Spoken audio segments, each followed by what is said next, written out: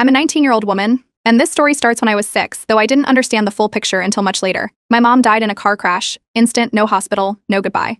There was no father in the picture, and no one from my dad's side ever came forward. My mom had one sibling, my Aunt Lenora, who ended up taking me in. I was told she stepped up so I wouldn't go into foster care. At the time, I thought she was saving me. She signed the paperwork, let me move into her house, and I guess that was that. Everyone made it sound like some touching family reunion, but I remember the first night I stayed there.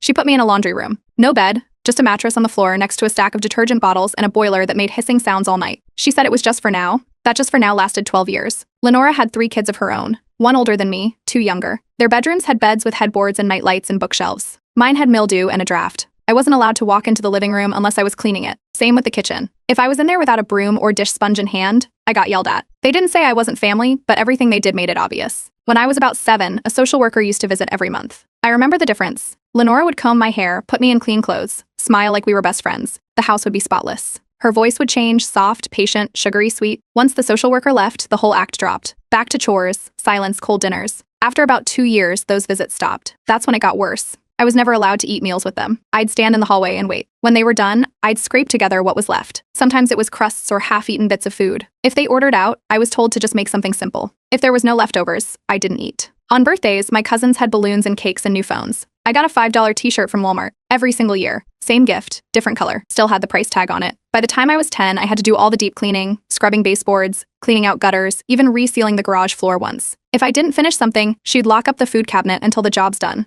No one called it abuse. Everyone saw her as the aunt who took in her dead sister's kid. No one asked questions. At school, I'd be exhausted. One teacher asked Lenora about it during a parent conference. I found out because I had to deep clean the entire house with a toothbrush the next day. At 13, I babysat a neighbor's kids, sometimes in tutor classmate, after school. I secretly opened a bank account using my school ID and started saving what little money I could. I didn't spend a cent. Just tucked it away. At 14, something clicked. I overheard her bragging on the phone about her tax breaks and extra support since she took in a child. I asked my school counselor how adoption assistance worked, pretending it was for a project. Turns out, adoptive parents get a monthly check, food support, and other benefits until the kid turns 18. She was cashing in on me. That was the moment I stopped calling her Aunt Lenora in my head. From that point, I started keeping records. Everything. Screenshots of texts where she'd threatened to withhold meals, photos of my chore lists, voice memos where she'd say things like, "You're not my real kid, don't forget that."